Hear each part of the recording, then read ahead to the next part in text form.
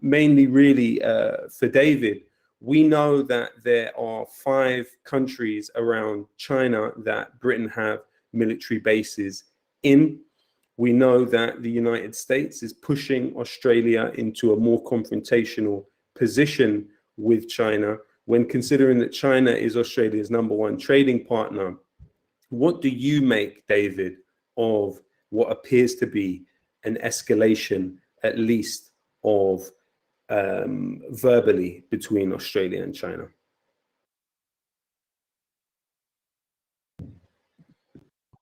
Yeah, it's a good point, and it's an embarrassment. And it was one of my motivations, actually, was to say it's not about the last war. And both Frank has touched on this, John has, and you did as well, Loki. It's not about trying to go through past events that are no longer relevant. It was about the next war. And I wanted to point out the fact, as I said, that the wars were being used to win domestic elections and to make money. And we needed to, if we realised this, we wouldn't be talked into the next war quite so fast. In fact, my phones are bugged by the police. One of the conditions, it's not even in question, one of the conditions of my bail is that I give the police any phone numbers that I have. So that can only be for one reason. I used to say to my lawyers, I said, look, because things are looking pretty good for my case, I've got quite a lot of support. I'm very clear that I've done the right thing as a lawyer and officer. But I said the only thing that's gonna harm me now is another war, and or a terrorist incident. And not that it's all about my case, but then in that same week, our government started talking up war with China, or they had been doing it for 6 months. And the security services held a press conference for some reason and said, oh yeah, we're very worried about threats of terror, it's going to happen. Not that there's any reason for them to tell the public that. They could obviously just go about their business quietly, but they want the public to know that because they know that that gives power to the established government.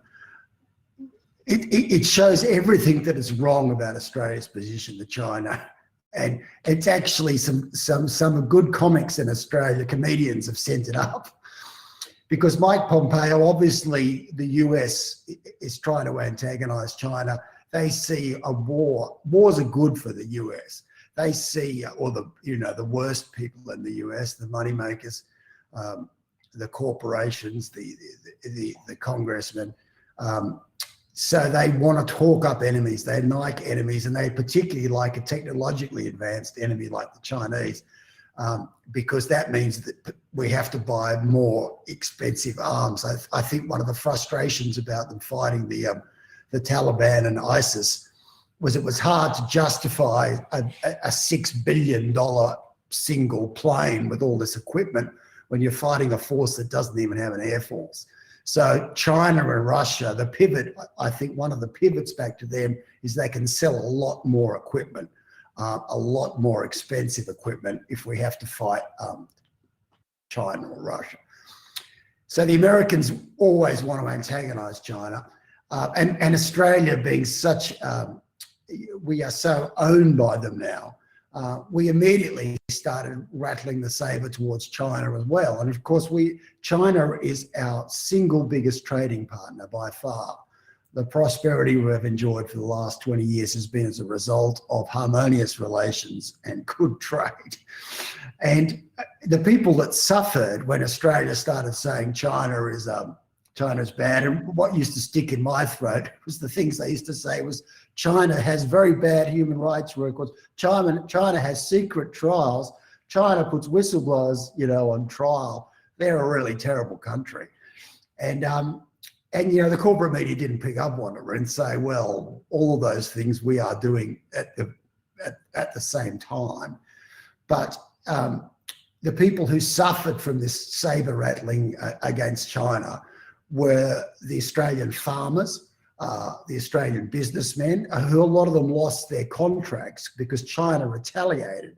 But of course, the government doesn't care about that. They don't really care about the people that they're meant to care about, their soldiers, their farmers. And there was a bit of there was a pushback. Again, the comedians did it really well. You know, imagine the Australian Defence Force headquarters and they're saying, you know, we need to protect our trade routes from China. And then the straight man saying, well, who do we need to protect our trade routes from? China. You know, and it was just so ridiculous. So we've made a problem for ourselves simply because the Americans told us to. We've realised it's a mistake, but now there's an election coming up. And our Prime Minister, his opinion is going up because, as I said before, nobody loses an election by saying we need to have a war. You know, George W. Bush was returned with an increased majority in 2004. Obama launched more aggressive actions than George Bush. He did it in a smoother fashion, but he certainly learned, you know, as you guys know, there were more wars under Obama's presidency than any other time. And he was re-elected. He probably would have been re-elected a third time if it was possible. War is good for saber rattling. Is unfortunately good.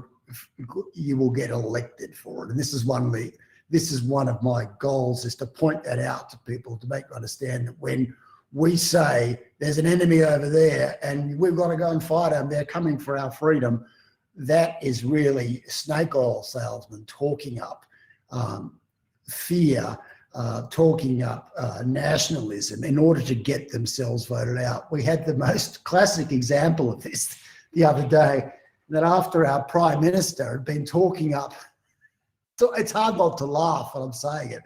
He was talking up how about, you know, we will defend Taiwan, and Taiwan is, it represents everything. And he was kind of quoting Churchill, and it was like, yes, this is like appeasement. This is like the Germans invading Czechoslovakia or something. And then he did an interview on the radio, and they brought up the subject of Taiwan. And the same Prime Minister that was saying Taiwan is so important to him and we're prepared to go to war to stop her, he said, oh, in regards to Taiwan, we very much believe in the one country, two systems thing. And basically, he put out the Chinese Communist Party position to say that Taiwan is part of China, and as long as China treats them differently, like they did Hong Kong, that will be okay with us. This is the same guy that was pretending to be Winston Churchill. So he was going to go to war over Taiwan, you know, not realising that that he didn't even, you know, he thought it was kind of part of China, and they were going to go along. You know, that shows you what a charlatan. All of our politicians are, and they use this as they don't care about Taiwan, they don't care about their own soldiers, they don't care about their own people, they care about getting elected, and they will say whatever they want. Luckily, he's getting caught out, but you know, that's one of the things that we have to be aware of. It really is the next war which is the problem, and unless people see the problems of the last war, we won't fix it. Absolutely. Thank you, David. And so we have our last speaker, who we're so glad that she is with us today. Member of European Parliament, please give a warm welcome to Claire Daly. Thanks very much, Loki. And I don't know if it's my appalling level of competence in terms of technology, or somebody is trying to frustrate my presence in being here, but absolutely everything that could possibly have gone wrong has. So I'm really sorry. I don't think my camera's working, but I hope people can hear me, because I really wanted to participate today. It's unfortunate that I wasn't here to kind of launch this panel. It looks like I'm kind of summing it up now, and I kind of missed some of it. But look, I suppose the point I wanted to make first out was that I think this event is something different. Often when we meet and to talk about terrible things and injustices that have happened, which can sometimes weigh us down. But I think this event is different in that what we're doing is we're celebrating whistleblowers and truth tellers. And I mean, obviously the word whistleblower, we think, I think we mean something broader. Whistleblower normally means somebody from within inside an institution blowing the whistle. And of course, we do mean those people, but we are also talking about people of conscience, people who stand up when they have to tell the truth, even when it hurts, because it's the right thing to do. And I think what this event is about recovering that idea, because these people are heroic. Their stories can become tragic, and we have to change that. But it's their existence that gives us hope. And I think the event is about restoring that, because over the past decade in particular, there has been a concerted effort to discredit whistleblowers and truth tellers, not just as individuals, but actually as a group, to defame and destroy public support for them. And I think this is something that has particularly taken place in what is called foreign policy in the West, but what we should actually call war, imperialism, and the criminality of Western states, which is obviously the topic of this panel. And the reason that this has happened is because in the last 20 years, whistleblowing and truth-telling have become the last resort of justice in our societies in imposing war and imperialism. The tradition, the so-called free press, which of course isn't free at all, which should have played a watchdog role, should have spoken truth to power, should hold the mighty accountable, is not free. It's owned privately by billionaires and corporations, the same billionaires and corporations the West goes to war to enrich. So it's no surprise then when the likes of the Robert Murdoch-owned press treat war as a sort of a spectator sport. When wars happen, they swing into gear with their pro-war propaganda, promoting the government line, demonizing victims and so on. So they haven't been a vehicle in challenging war.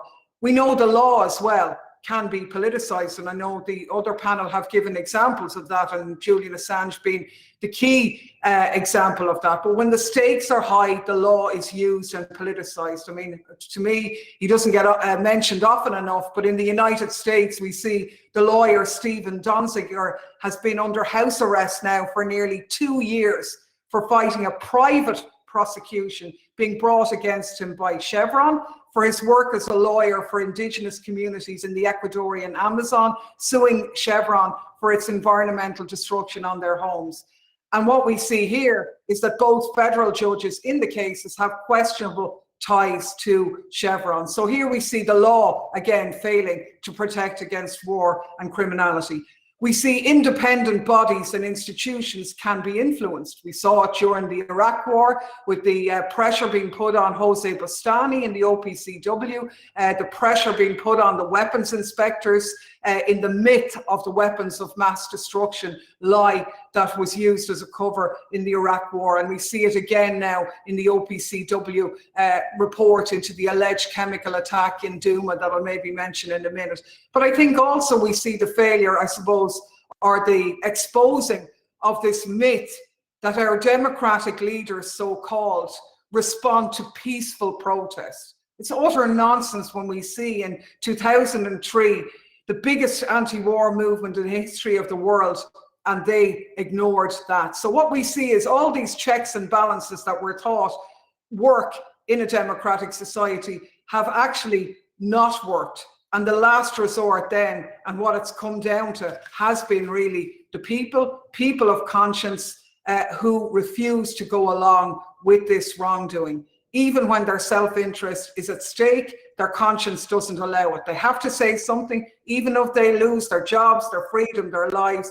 And that's the last resort for justice. And that's what we're talking about today. When all of the other mechanisms of accountability in society fall down, we depend on the conscience of ordinary people acting selflessly. So in that context, to answer the question of the panel, how do we get war criminals to face justice?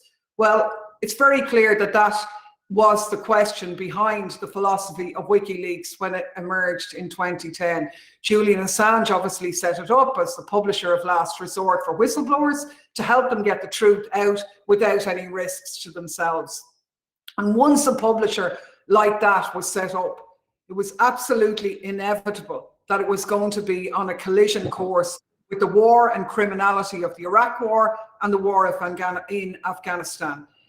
You know, it would become the last resort for justice in a time when state criminality was open and unaddressed. And when WikiLeaks put out the collateral murder video in 2010, they put a quote from George Orwell on it, which said, and I think it really sums it up, political language is designed to make lies sound truthful and murder respectable, and to give an appearance of solidity to pure wind. Turned out to be pretty prophetic, because since 2010, there has been a coordinated attempt to destroy whistleblowers and truth tellers in the public imagination, because they're a threat to the criminal warmongering of the Western powers. And obviously, very powerful interests are at stake. I suppose that's why they've targeted people of conscience so much, and there's been a coordinated campaign against them.